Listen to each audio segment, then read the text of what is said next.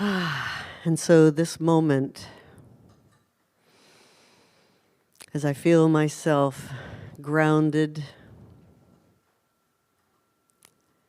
in this space and this time, and as I breathe in, I acknowledge the life that is within me, that is flowing to me always, that I am supported by all of the life and the creation that is around me, for I am a part of it. This life, this presence that I may call God or the beloved, that it is creating me in this moment, holding every atom in place, so that the life that it is living me is available to experience itself, all that it is creating, that it is allowed to express and share with everyone and everything. And so that I know that because this is my true nature of what I am made of, that all that it is, I am, that all of this power, all of this life, all of the unlimitedness and the eternalness of it is right where I am.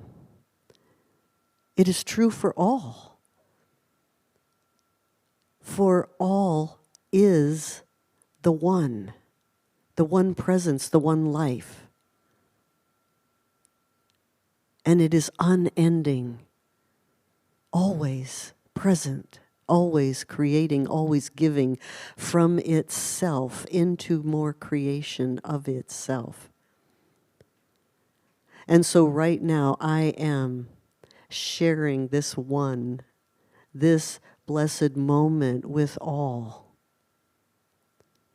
And because it is all there is, I know all is well. That every experience I am having in life is an experience with this God, with this presence. And that in my darkest moments and experiences, I am never alone. For although I may feel or believe that Spirit is right with me, all of the power, all of the life, unending, and that gives me peace.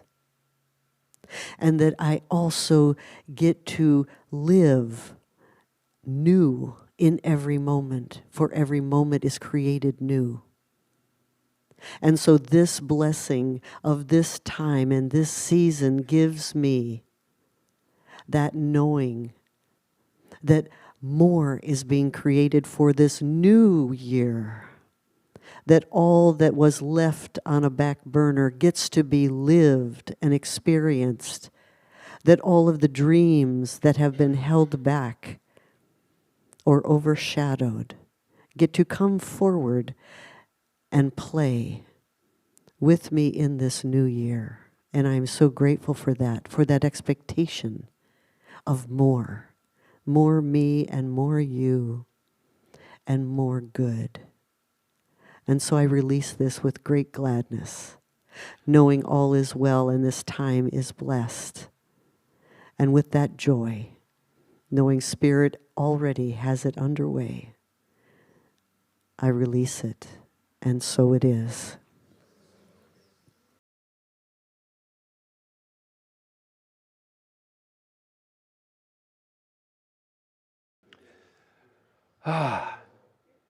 This whole month we're looking at the idea of celebrating the light and the dark. You know, it's December in which we have the darkest day of the year coming up, right? But we have all these festivals of light. You know, we had last Monday was Bodhi Day, the celebration of the enlightenment of the Buddha. We got Hanukkah happening. Excuse me, we got choking happening. deep in the dark recesses of my chest. We have the solstice coming up next Sunday. We're going to have a fabulous moving from darkness to light spiral walk service. It's a beautiful service we have planned. Not like anything, the chairs won't be in this place. We'll have cedar boughs in a spiral in the middle of the room, and we'll start off in pretty dark, not very dark because we have to find our seats, right? But pretty low light. And then we have, what's the holiday after that? There's something else with a big guy in a red suit and something like that. What's it? Santa! Yeah, Santa will be at Christmas. And Kwanzaa the day after that. And so we have all these festivals of light, but they're festivals of light in the darkness. You need both to be able to discern one and the other. So last week we talked about celebrating the light. This week we're talking about celebrating the dark, living in the dark. And this is something that oftentimes is scary. We all love living in the light, yes? But let's be honest, there's also darkness. Oh yeah. Khalil Gibran in The Prophet said, "Some of you say joy is greater than sorrow, and others say, nay, sorrow is the greater. But I say unto you, they are inseparable. Together they come, and when one sits alone with you at your table, remember that the other is asleep upon your bed." So last week I talked about yin and yang, motion and stillness, light and dark, out of the Taoist philosophy. And the flow of both is necessary for the creation of life. The flow of both is necessary. And we see this in our nature. We see this in our own bodies, in our own lives. There has to be light and dark, yes? Yes. Okay. Many people are scared of the darkness. In our American culture especially, we love light and we love summer and we love all that energy and the brightness and the movement and the going. But fall and winter are necessary for growth, for spring to happen. Rumi says, sorrow prepares you for joy. How do you like that? Sorrow prepares us for joy. It violently sweeps everything out of your house so that new joy can find space to enter. It shakes the yellow leaves from the bough of your heart so that the fresh green leaves can grow in their place. It pulls up the rotten roots so that new roots hidden beneath have room to grow. Whatever sorrow shakes from your heart, far better things will take their place. From Rumi. Among new thought folks like us, there's almost a phobia about what's called shadow work. I have a friend, Reverend Michelle Wadley, who that's her whole ministry is shadow work, looking at what are the dark things lurking that are holding us back.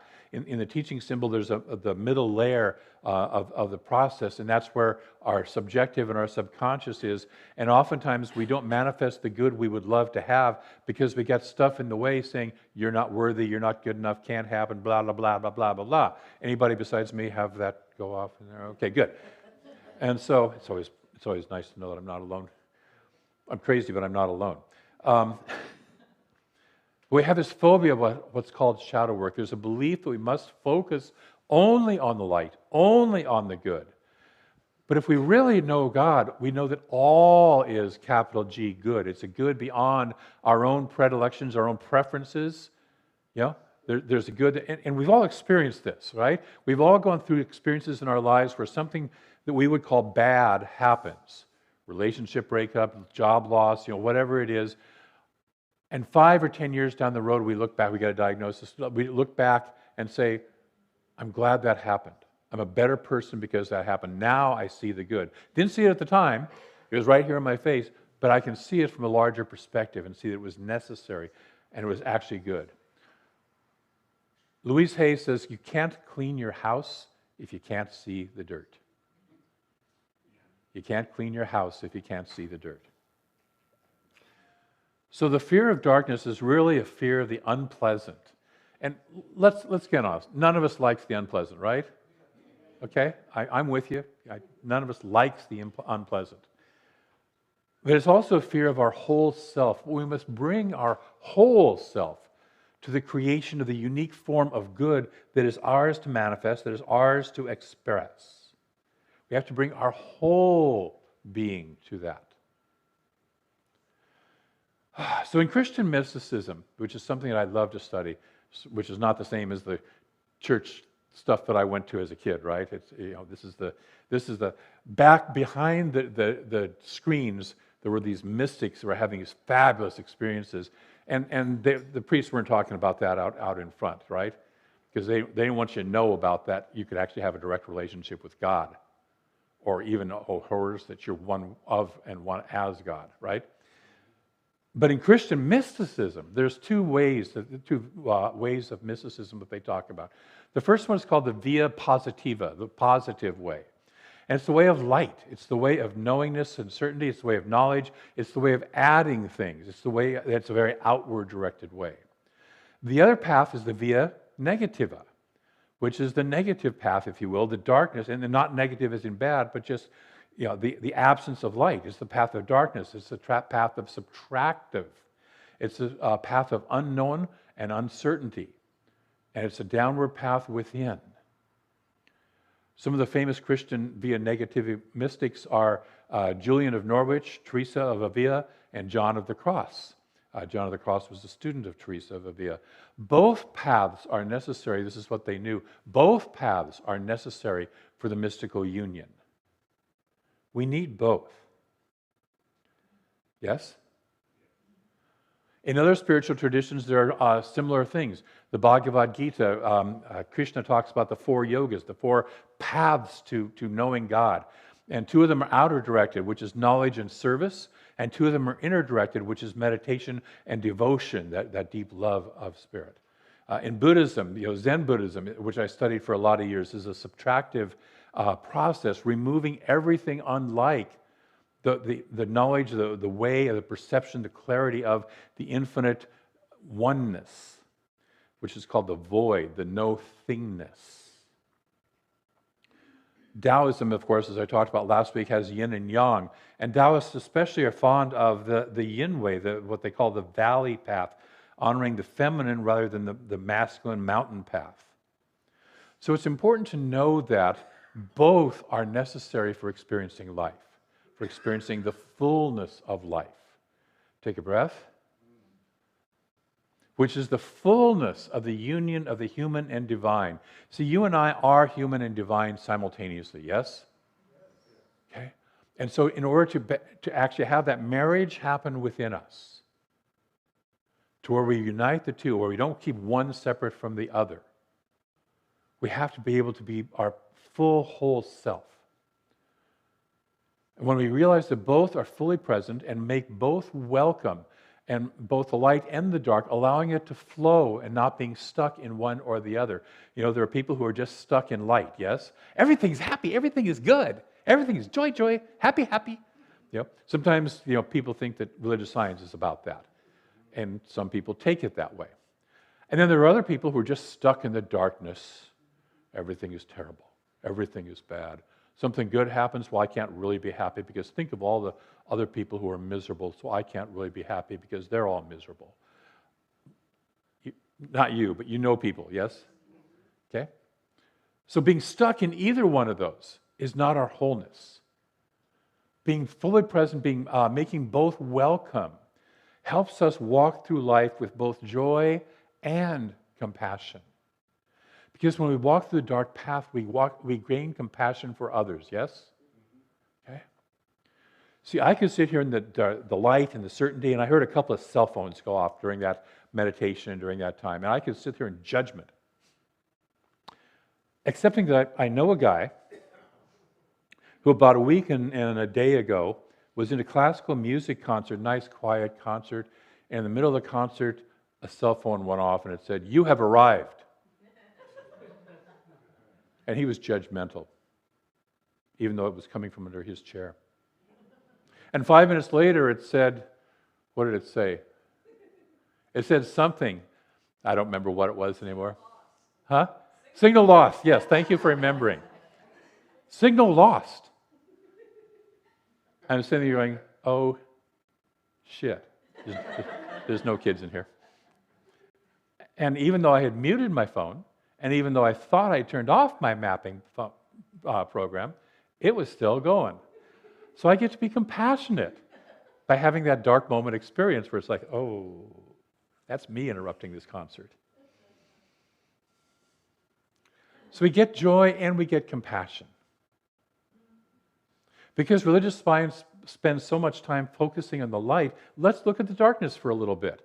You know, when I was in my 20s, I was a photographer, and I would go out in late 20s. I was living in Los Angeles, and I was a member of the photography committee of the Sierra Club, and we would go out and do photographs in nature.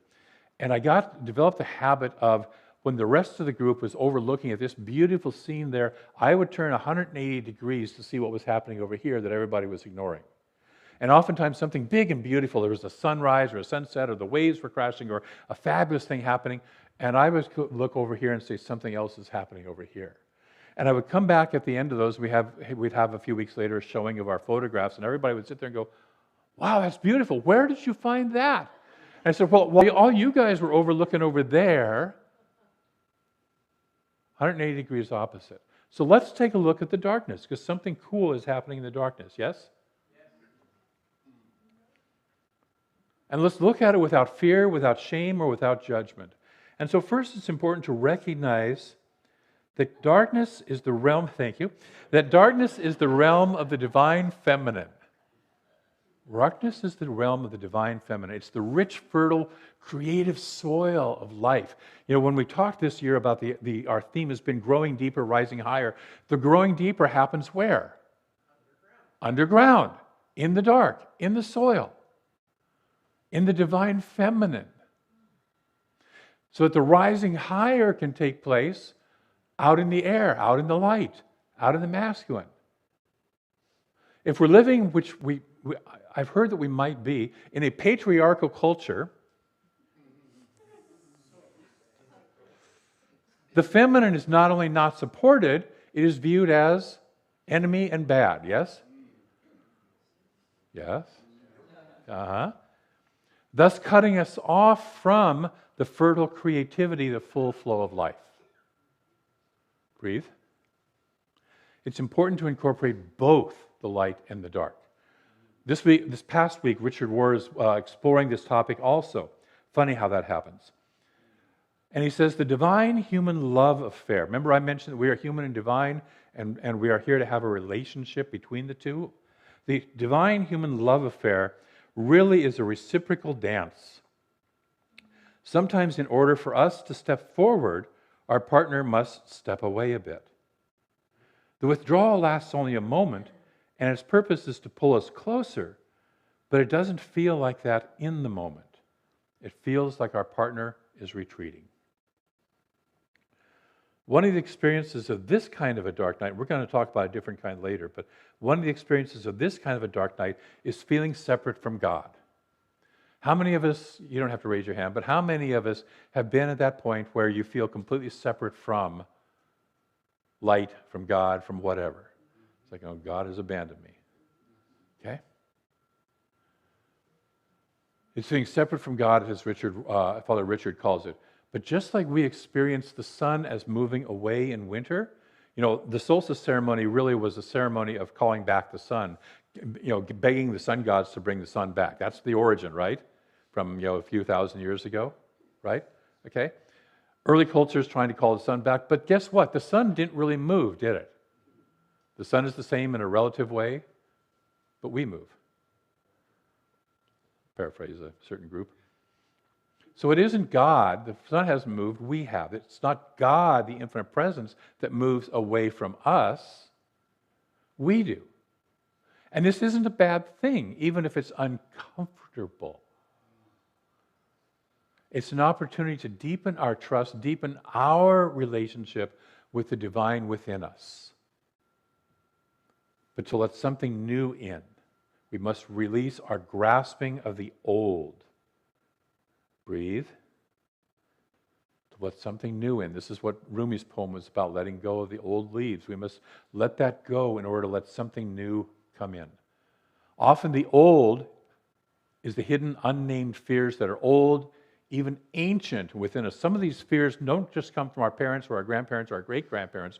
They come from 1,000 generations back that have been around practically in our DNA, basically. And often we inherited them, yes, before we were even born. Yet if we want our true freedom, power, and joy now, guess what? If we want a deeper union with our divinity now, we must face and deal with the fears today.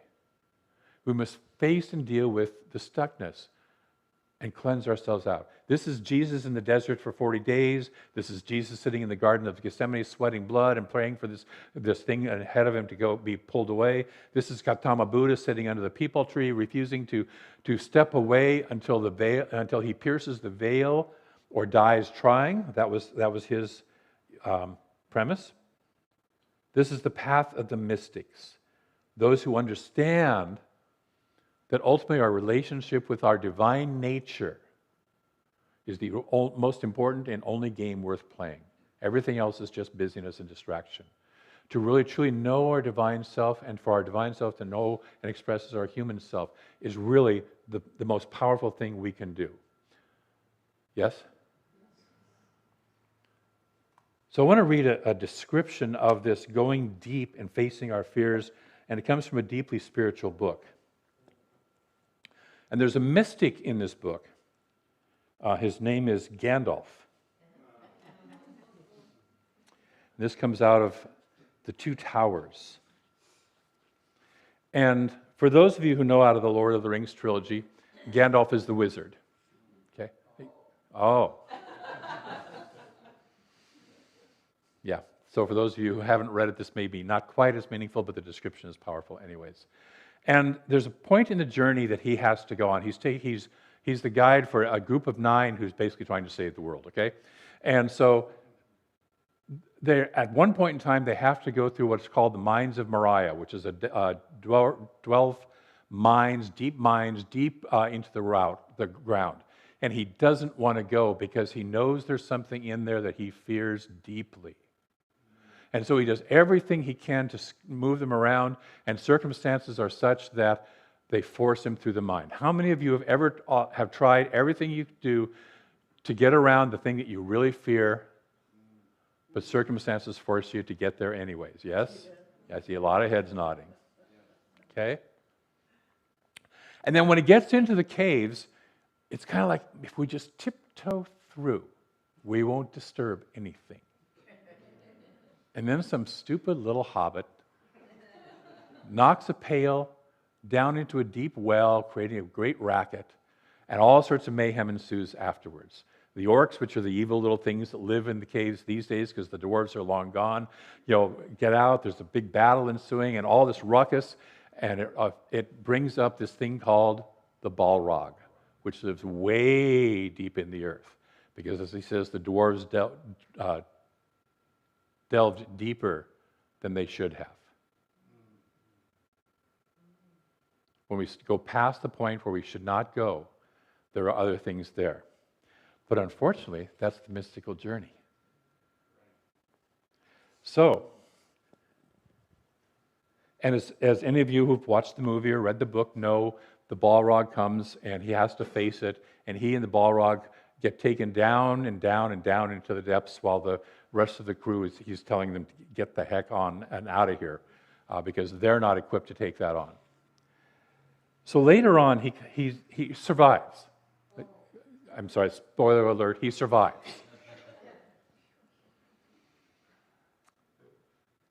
And runs into some of his friends, 3 of his friends again later on in the journey. And they say, what happened? One of them says, how did you fare with the Balrog? And the first thing that Gandalf says is, name him not. It's like, I don't even want to hear that name again, right?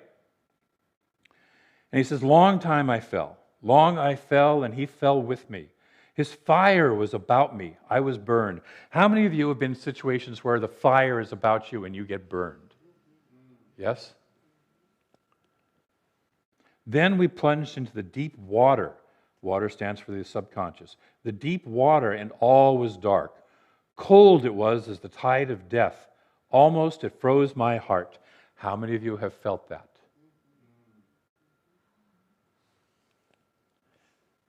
Deep is the abyss that is spanned by Durin's Bridge, and none has measured it, yet it has a bottom.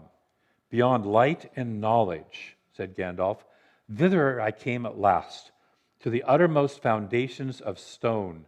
He was with me still. His fire was quenched, but now he was a thing of slime, stronger than a strangling snake. Can anybody relate? This is our emotions. We fought far under the living earth, where time is not counted. Ever he clutched me, and ever I hewed him, till at last he fled into dark tunnels. They were not made, these tunnels, by Durin's folk. Far, far below the deepest delvings of the dwarves, the world is gnawed by nameless things. Even Sauron, who's the evil power that they're fighting, even Sauron knows them not. They are older than he. This is our ancient, ancient, ancient fears that live in our DNA, that live in our bodies. Breathe.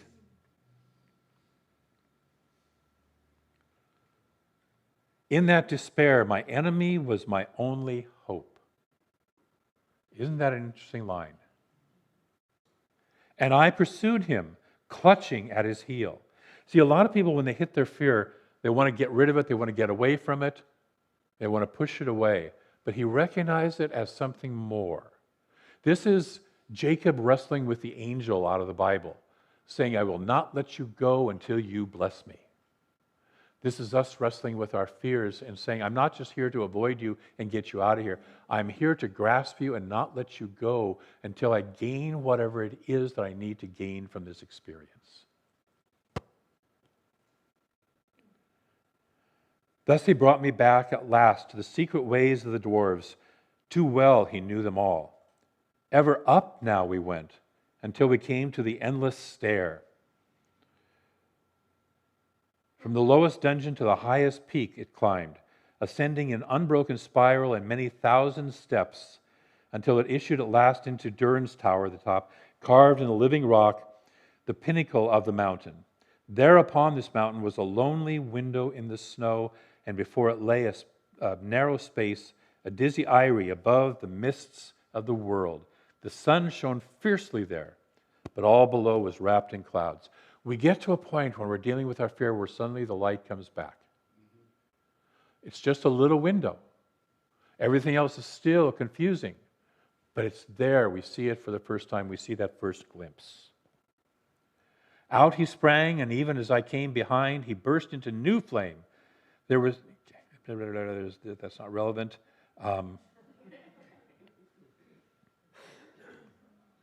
A great smoke rose about us, vapor and steam. Ice fell like rain. I threw down my enemy, and he fell from the high place and broke the mountainside, where he smote it in his ruin.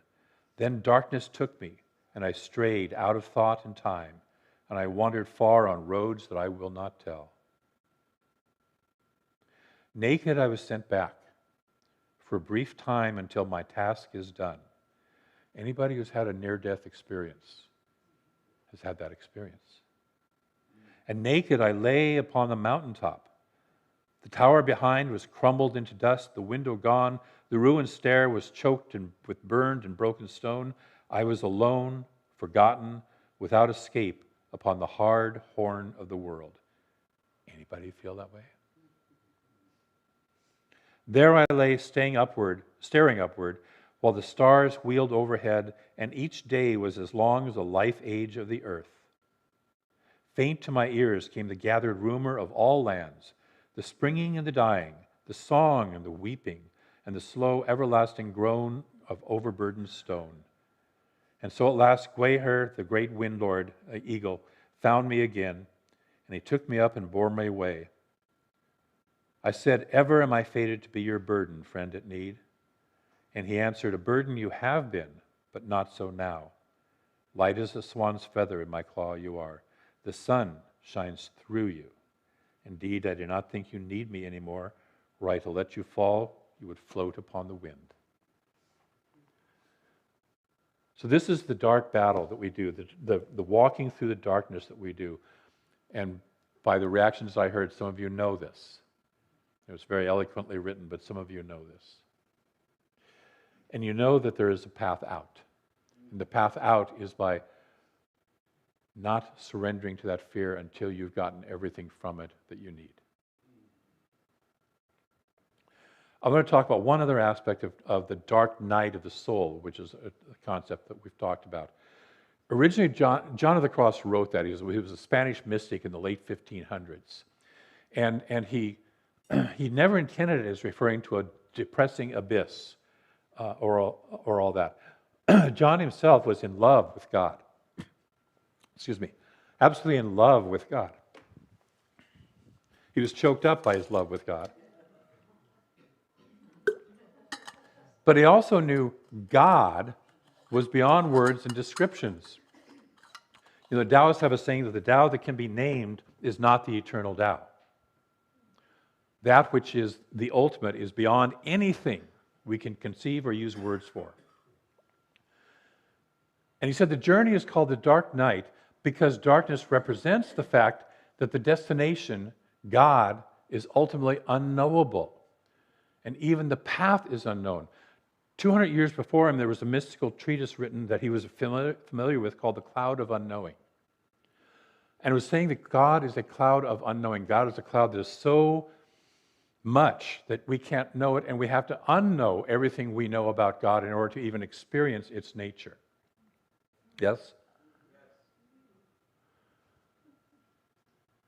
It requires a surrender of the mind and the ego to the realm of unknowing, at which point one may begin to glimpse the nature of God like the light of stars in a darkened sky.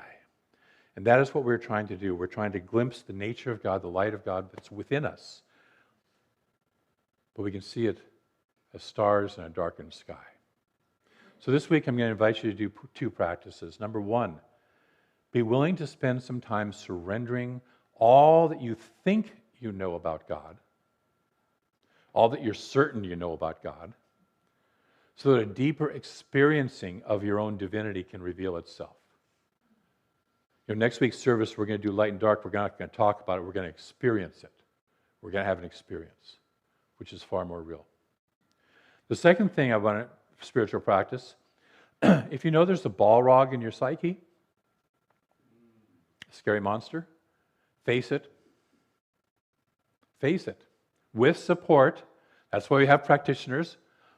Practitioners, raise your hand for a moment, wave your hand. Okay, we've got 4 or 5 of them in the room. Face it with support until it frees and blesses you. Are you willing to play with those two practices this week? We're not so sure. This is the darkness stuff, yeah. Well, he said that to the Balrog. Yeah.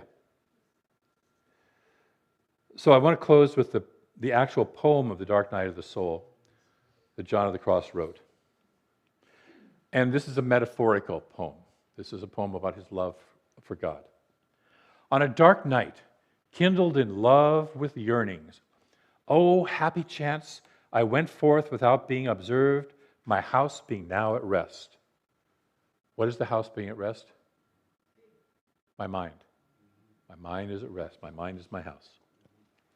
In darkness and secured by the secret ladder disguised, oh, happy chance, in darkness and concealment, my house being now at rest. In the happy night, in secret, where none saw me, nor I beheld anyone, without light or guide save that which burned in my heart. This light guided me more surely than the light of noonday, to the place where he, well I knew who, was awaiting me, a place where none appeared. O night that guided me, O night more lovely than the dawn, O night that joined beloved with lover, lover transformed in the beloved. Upon my flowery breast, kept holy for himself alone, there he stayed, sleeping, and I caressed him. And the fanning of the cedars made a breeze. The breeze blew from the turret as I parted his locks with his gentle hand. As I parted his locks. With his gentle hand he wounded my neck and caused all my senses to be suspended. I remained lost in oblivion, My face I reclined on the beloved. All ceased, and I abandoned myself, leaving my cares forgotten among the lilies. Any of us who have ever had a mystical experience or an out-of-body experience know that sense of having been touched and suddenly losing, as he says, all my senses suspended.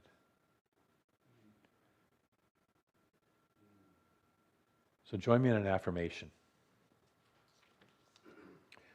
I recognize the dark as sacred. I enter with clarity and peace. Just one more time.